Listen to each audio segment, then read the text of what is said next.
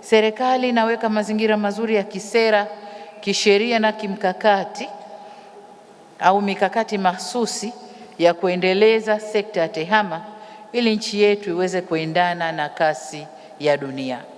Na hapa jitihada zote zinazofanywa na wizara, niwaombe sana halmashauri mbalimbali nchini kuondoa urasimu katika kutoa vibali vya miradi hii kuendelea.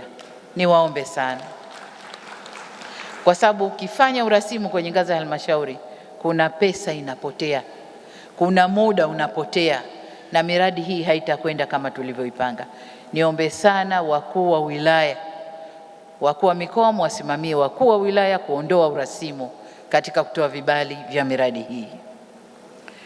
Tutaendelea na maandalizi ya ujenzi wa chuo mahiri. Katika hatua nyingine, tutaendelea na maandalizi ya ujenzi wa chuo mahiri cha kidigitali hapa Dodoma.